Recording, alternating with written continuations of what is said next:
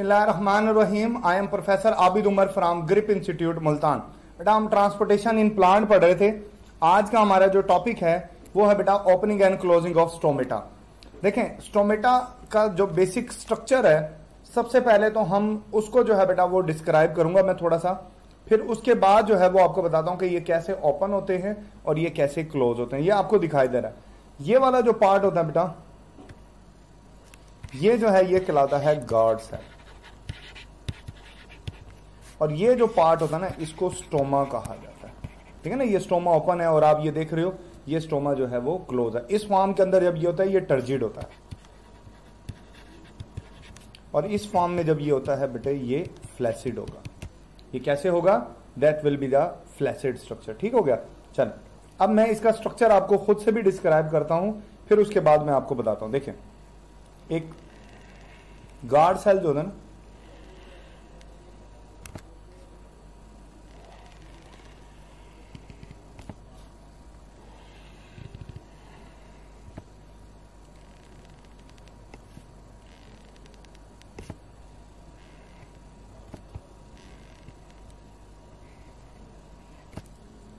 वो कुछ इस तरीके से होता है। देखें ना, इसकी ये जो अंदर वाली लेयर होती है ये थोड़ी सी थिक होती है।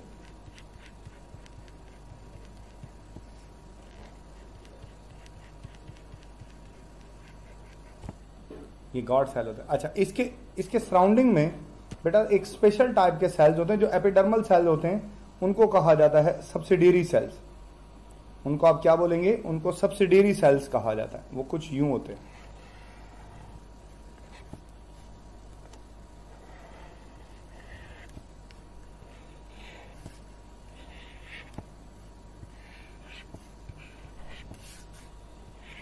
यूं कुछ सेल्स पाए जाते हैं ऐसे, इनको कहा जाता है सब्सिडियरी सेल। ठीक है ना, ये इस तरीके से पाए जाते हैं गार्ड सेल के अंदर। ये बड़ा हेल्प करते हैं। ठीक है ना, जैसे अभी मैंने आपको कहा कि ये गार्ड सेल है और ये जो है बेटा ये स्टोमा है जो दरमियान में है, जिसके ओपन या क्लोज होने की हम बात करते होते हैं। ठीक हो गया। चलें अब हम बात कर लेते हैं कि ओपनिंग और क्लोजिंग ऑफ स्टोमेटा में कौन कौन से फैक्टर जो है बेटा ये इन्वॉल्व होते हैं। सबसे पहली जो हाइपोथेसिस है ओपनिंग एंड क्लोजिंग को लेके बेटे वो है स्टार्च शुगर हाइपोथेसिस। हम आपको आपकी बुक को लेके जो है बेटे कुछ बातें जो है वो मैं इसमें बताऊंगा आपको। देखें according to your book during day time क्या होता है? देखें डे टाइम आप जानते हो कि फोटोसिंथेसिस होती है। ठीक हो गया। और उसमें ग्लूकोज बनता है सेल के अंदर। यहां एपिडर्मल ये यहां पर बकायदा क्लोरोप्लास्ट पाया जाता है। गार्ड सेल्स में ये रिएक्शन गार्ड सेल्स में हो रहा है, क्लोरोप्लास्ट होता है। तो बेटा क्या होगा कि इसके अंदर जब ग्लूकोज बनेगा, ग्लूकोज एक सैल्यूट है, इससे क्या होगा कि गार्ड सेल्स के अंदर जो सैल्यूट के बनने से, ग्लूकोज के बनने से जो वाटर पोटेंशियल है वो डिक्रीज हो जाएगा। तो सबसाइडरी सेल से बेटे जो है वो वाटर अंदर आएगा। जैसे ही सबसाइडरी सेल से वाटर अंदर आएगा तो वाटर के अंदर आने से बेटे क्या होता है, वाटर के अंदर आने से जो है वो इसका जो वाटर पोटेंशियल है वो इंक्रीज हो जाएगा, ये टर्जिड हो जाएगा और स्टोमेटा खुल जाएगा। दिन के टाइम में ये होता है ग्लूकोज की वजह से। This will call the starch sugar hypothesis. और रात के वक्त में, नाइट टाइम में बिल्कुल उल्ट होता है। गार्ड सेल के अंदर ग्लूकोज की जो क्वांटिटी होती है वो बेटे डिक्रीज करेगी। एरो नीचे बना रहा हूं, इसका मतलब है ग्लूकोज डिक्रीज करेगा। क्यों? क्योंकि एक तो फोटोसिंथेसिस नहीं हो रही, मतलब नया नहीं बन रहा, दूसरा उल्टा रेस्पिरेशन में इस्तेमाल हो रहा है। ठीक है ना, तो जैसे ही ग्लूकोज का लेवल डाउन होगा इसका जो वाटर पोटेंशियल है वो इंक्रीज कर जाएगा।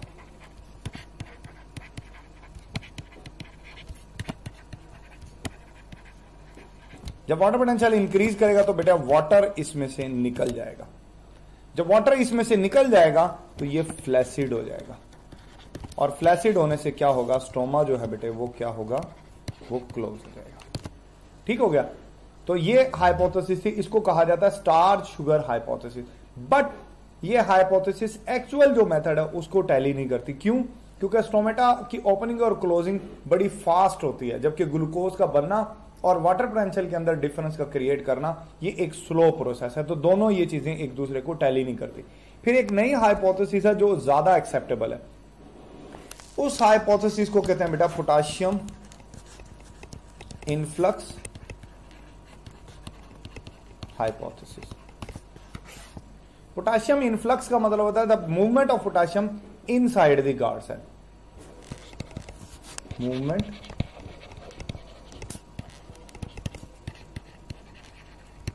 Inside the guard sales.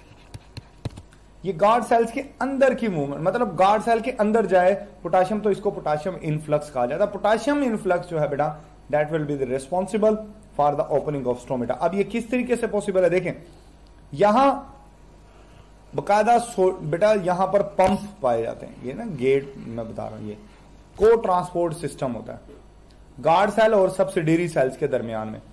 यहां पर जो पंप होता है उसको कहते हैं पोटाशियम प्रोटॉन पंप।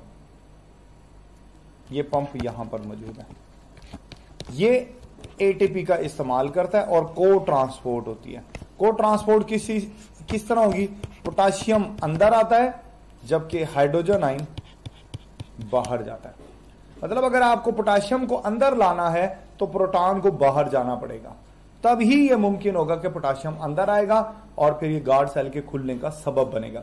अब ये कैसे मुमकिन होगा, कैसे पोटाशियम को हम अंदर लेकर आएंगे, ये बात समझने वाली है। देखो बेटा, ये कार्बन डाइऑक्साइड कैसे अंदर आएगी, सॉरी पोटाशियम कैसे अंदर आएगा, इसको कंट्रोल करता है कॉन्सेंट्रेशन ऑफ कार्बन डाइऑक्साइड।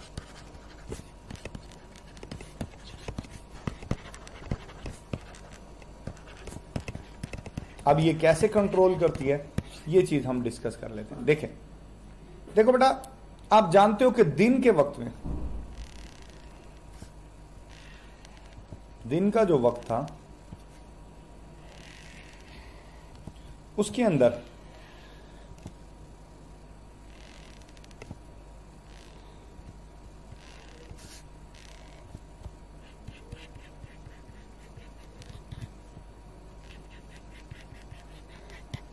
दिन के वक्त में ये क्लोरोप्लास्ट है, इसके अंदर बहुत सारी कार्बन डाइऑक्साइड होती है। दिन के टाइम में, क्योंकि डे टाइम में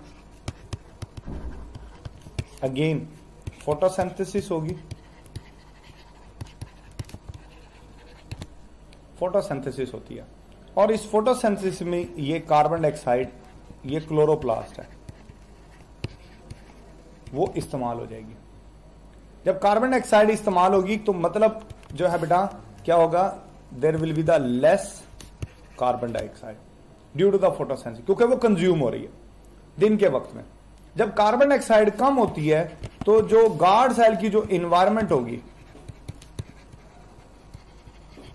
वो बेसिक हो जाती है, यानी उसकी पीएच जो है बेटा वो क्या होगी, वो इंक्रीज कर जाएगी। बेसिक का मतलब यह है, क्यों? क्योंकि कार्बन डाइऑक्साइड एसिडिक होती है, कार्बन डाइऑक्साइड वाटर के साथ रिएक्ट करती है, ये कार्बोनिक एसिड बनाती है, तो इसलिए इसका एसिडिक नेचर है। इसके कम होने से गार्ड सेल की जो एनवायरनमेंट होगी वो बेसिक हो जाएगी और इसके बेसिक होने से एक एंजाइम एक्टिवेट होगा, this enzyme is called phosphorylase enzyme. कौन सा एंजाइम एक्टिवेट होगा? फास्फोराइलेज एंजाइम एक्टिवेट हो जाएगा, ठीक है ना। अब देखिए दो तरीकों से टैकल किया जाएगा। बेसिकली जो बेटा गार्ड सेल की जो एनवायरनमेंट है उसको बेसिक करने का मकसद यह था कि यहां पर जब माहौल इसका बेसिक हो जाएगा ना, तो अब गार्ड सेल कोशिश करेगा कि इसको न्यूट्रलाइज करे और इसको न्यूट्रलाइज करने के लिए वो एसिड प्रोड्यूस करेगा और वही एसिड आपको प्रोटॉन देगा, क्योंकि आपको प्रोटॉन चाहिए पोटेशियम को अंदर लाने के लिए। तो बेसिकली जब कार्बन डाइऑक्साइड की क्वांटिटी कम होती है तो माहौल बेसिक होने की वजह से जो गार्ड सेल्स होते हैं ये एसिड प्रोड्यूस करते हैं। अब ये एसिड प्रोडक्शन कैसे होगी? फिर वो एसिड आपको प्रोटॉन देंगे और वो प्रोटॉन जो है बेटा वो आप इस्तेमाल कर लोगे को, मतलब गार्ड सेल को ट्रांसपोर्ट सिस्टम में इस्तेमाल कर लेंगे और पोटेशियम आयन अंदर आ जाएंगे। देखें अब ये फास्फोराइलेज एंजाइम के साथ क्या होगा। देखें ये फास्फोरिलेज एंजाइम, आपने पढ़ा होगा कि जनाब पौधों में ग्लूकोज पाया जाता है, ग्लूकोज बनता है सक्रोज, सक्रोज बन जाता है स्टार्च। अब ये इसके ऊपर एक्ट करता है। ये एक मल्टीपल स्टेप प्रोसेस होता है, एक स्टेप में नहीं होता। और एक चीज बनती है बेटा, उसको कहते हैं मैलिक एसिड। मैलिक एसिड बन जाएगा इससे। अब ये जो मैलिक एसिड है ना, मैलिक एसिड की बात करेंगे अगर आप, ये मैलिक एसिड बन जाएगा। अब ये जो मैलिक एसिड है ये बेटा आगे चल के पता क्या करेगा, ये बनाएगा मेलेटाइन और प्रोटॉन। ये प्रोटॉन बन गए, प्रोटॉन बन गए और यही प्रोटॉन चाहिए थे। ये बने हैं गार्ड सेल के अंदर,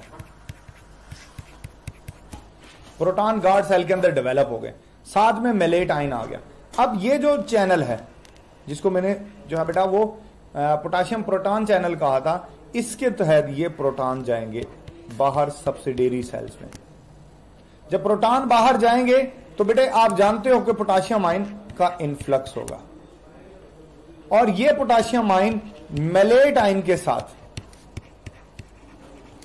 रिएक्ट करेंगे। ये रिएक्ट करेंगे तो बेटा क्या बनेगा, पोटेशियम मेलेट। और इस पोटेशियम मेलेट के बनने से इसका वाटर जो पोटेंशियल है बेटे वो डिक्रीज हो जाएगा। इसका इफेक्ट होता है ऑस्मोटिक लेवल के ऊपर बड़ा, ये वाटर पोटेंशियल डिक्रीज हो जाएगा। और जैसे ही वाटर पोटेंशियल डिक्रीज होगा पानी आएगा गार्ड सेल में। पानी आने से बेटे ये क्या होगा, टर्जिड हो जाएगा और स्टोमेटा खुल जाएगा और कार्बन डाइऑक्साइड अंदर आना शुरू हो जाएगी। बेसिकली ये काम इसलिए भी हुआ था कि कार्बन डाइऑक्साइड कम हो रही है, कार्बन डाइऑक्साइड को भी बढ़ाना है, कार्बन डाइऑक्साइड को भी बढ़ाना है। तो ये सारे इंटर रिलेटेड है कि जब कार्बन डाइऑक्साइड की क्वांटिटी कम होती है, माहौल बेसिक होता है, उस बेसिक माहौल को न्यूट्रलाइज करने के लिए एसिड प्रोड्यूस होता है और उस एसिड से प्रोटॉन बनते हैं और वो प्रोटॉन पोटेशियम को अंदर लाने का सबब बनते हैं। ये सारे इंटर रिलेटेड हैं और इससे क्या होता है, स्टोमा ओपन होता है और कार्बन डाइऑक्साइड की जो कमी हो रही थी उसको पूरा किया जाता है और कार्बन डाइऑक्साइड अंदर आता है, लेकिन कमी पूरी नहीं होगी। वाई? और कार्बन डाइऑक्साइड आएगी जरूर, आती रहेगी, सारा दिन आती रहेगी, कमी इसलिए पूरी नहीं हो पाएगी क्योंकि वो कंटिन्यूसली फोटोसिंथेसिस के अंदर इस्तेमाल हो रही है। तो बहरहाल इस प्रोसेस के थ्रू जो है बेटा वो ये ओपन अप हो जाते हैं। नंबर 2, नाइट टाइम में क्या होगा, रात में क्या होगा। नाइट टाइम में उल्ट हो जाएगा। नाइट टाइम में क्योंकि फोटोसिंथेसिस तो होती नहीं है, रेस्पिरेशन होती है। रेस्पिरेशन की वजह से जो कार्बन डाइऑक्साइड है उसका लेवल इंक्रीज हो जाएगा, लेवल बढ़ जाएगा। वाई? क्योंकि because the carbon dioxide is not using during the night time, photosynthesis हो नहीं रही, उल्टा रेस्पिरेशन हो रही है और कार्बन डाइऑक्साइड पैदा हो रही है। कार्बन डाइऑक्साइड के पैदा होने से जो माहौल है बेटे वो एसिडिक बन जाएगा। तो अब एसिडिक के केस में जब माहौल एसिडिक बनेगा तो ये अब न्यूट्रलाइजेशन की तरफ जाएगा कि अब वो बेसिक की तरफ लेकर आए इसको। जब माहौल एसिडिक हो जाएगा तो ये जो पोटेशियम मिलेट है ये वापस मेलोनिक एसिड बनना चाहेगा, ठीक है ना, अपने प्रोटॉन वापस लेगा। ये उल्ट हो जाएगा बिल्कुल, ठीक है ना। ये प्रोटॉन जो है बेटा पोटेशियम को बाहर निकाला जाएगा और प्रोटॉन अंदर आएंगे और ये प्रोटॉन मेलेट आयन के साथ मिलकर दोबारा मैलिक एसिड और फिर मैलिक एसिड अल्टीमेटली दोबारा ग्लूकोज बनाएंगे ताकि रेस्पिरेशन में इस्तेमाल हो सके। ये उल्ट प्रोसेस चलता है। दिन में जो चल रहा था ये अब उल्ट रात को चलेगा। पोटेशियम रात में जो है बेटा वो बाहर निकल जाएंगे। जब पोटेशियम वापस बाहर, प्रोटॉन वापस अंदर आ जाएंगे। जब पोटेशियम बाहर निकल जाएंगे तो डेफिनेट सी बात है, मैं एक और बात बता दूं, वाटर हमेशा पोटेशियम को फॉलो करता है। तो जब पोटेशियम बाहर जाएगा तो बेटे वाटर भी बाहर निकल जाएगा। जब पोटेशियम बाहर जाएगा ना तो वाटर भी बाहर निकल जाएगा और वाटर के बाहर निकलने से जो है बेटा ये फ्लैसिड हो जाएगा और स्टोमा जो है बेटा वो क्या होगा, वो क्लोज हो जाएगा, स्टोमा क्लोज हो जाएगा। मेरा ख्याल आपको बात समझ आएगी। अब कुछ और फैक्टर भी है। जैसे एक फैक्टर होता है ब्लू लाइट।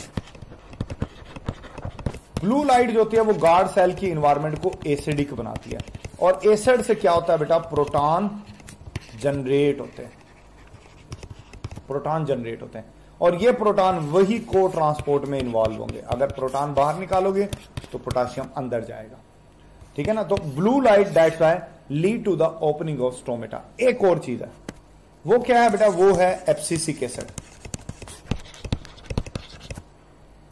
इसको ABA एंजाइम भी कहा जाता है। ये क्या करता है बेटा, this will inhibit potassium influx. जो पोटाशियम इनफ्लक्स होता है ये उसको इनहिबिट करते हैं। और आप जानते हो जब पोटाशियम अंदर नहीं आया तो वाटर अंदर नहीं आएगा, वाटर अंदर नहीं आएगा तो गार्ड सेल जो है वो टर्जिड नहीं होंगे, और गार्ड सेल जो है बेटा ये क्या होंगे, वो क्लोज हो जाएंगे, ओपन। तो एब्सिसिक एसिड जो है that will involve in the closing of stomata. लेकिन ये सिर्फ स्ट्रेस में पैदा होता है।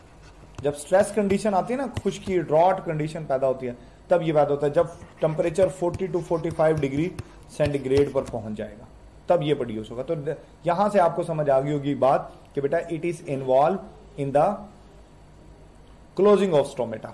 बेसिकली ये साइटोकाइनिन को इनहिबिट करता है, और साइटोकाइनिन जो ATP होता है उसकी सप्लाई बंद कर देता है, जिसकी वजह से पोटाशियम पंप नहीं चलता, जिसकी वजह से पोटाशियम अंदर नहीं आ पाता। अंदर ना आने की वजह से स्टोमेटा क्लोज हो जाते हैं। ये एब्सिसिक एसिड का बेसिकली रोल होता है। उसके बाद आगे चलूंगा बेटे। नेक्स्ट हमारा टॉपिक जो है वो बड़ा सिंपल सा है, ट्रांसपायरेशन। बहुत इजी टॉपिक है ट्रांसपायरेशन। आप जानते हो एवेपोरेशन ऑफ वाटर को कहते हैं from the surface of plant, that will call the transpiration. ये 3 तरह की होती है, that may be cuticular, that may be lenticular, और लास्ट में वो है स्टोमेटल ट्रांसफर। अब ये होती है बेटा 5 to 7%, 1 to 2%, और ये तकरीबन 90% होती है। ये परसेंटेज अक्सर पेपर में आ जाती है। क्यूटिकल बेटा, ये क्यूटिकल एक वैक्सी लेयर होती है, इनमें पोर होते हैं, जहां जहां इनमें सुराख होते हैं वहां से पानी जो निकलता है वो क्यूटिकुलर ट्रांसपायरेशन कहलाता है। और लेंटी सेल्स होते हैं ना, लेंटी सेल्स, ये बार्क में पाए जाते हैं, बार्क पर होते हैं। और बार्क आप जानते हो कि कॉर्क कैम्बियम से बनती है। बेसिकली ये स्टेम का पार्ट है, यानी स्टेम के थ्रू जो ट्रांसपायरेशन होती है वो लेंटिकुलर ट्रांसपायरेशन होती है। और स्टोमेटा आप जानते हो, अभी हमने बड़ी डिटेल से पढ़ा है स्टोमेटा का स्ट्रक्चर जो है बेटा, ये जो है ये पाया जाता है 90% ट्रांसपायरेशन होती है। अब स्टोमेटा जो है ना, स्टोमेटा में एक लफ्ज लिखा हुआ है आइसो बायलेटरल। ये बड़ा कॉमन आस्किंग है, बच्चे पूछते हैं। आइसो का लफ्जी मतलब होता है बेटे सेम, और बायलेटरल का मतलब होता है बोथ साइड्स। अगर दोनों साइडें सेम हो ना, दोनों साइड पे स्टोमेटा बराबर हो, तो वो आइसो बायलेटरल होते हैं। और डोर्सो वेंट्रल का मतलब होता है, डोर्सो वेंट्रल, वेंट्रल का मतलब होता है सामने वाला, और ये इसको कहते हैं बैक साइड, मतलब फ्रंट और बैक साइड पर जो होता है उसको जो है बेटा ये कहा जाएगा। फिर उसके बाद है बेटा फैक्टर्स। कौन कौन से फैक्टर्स हैं जो कि इस ट्रांसपायरेशन को अफेक्ट करते हैं? सबसे पहला है टेम्परेचर। बड़ा सिंपल सा है, क्विकली बताऊंगा। टेम्परेचर बढ़ाते रहें, रेट ऑफ ट्रांसपायरेशन बढ़ता रहेगा। हर 10 डिग्री सेंटीग्रेड पे रेट ऑफ ट्रांसपायरेशन डबल हो जाता है, ठीक है ना। रेट ऑफ ट्रांसपायरेशन जो है वो डबल हो जाएगा।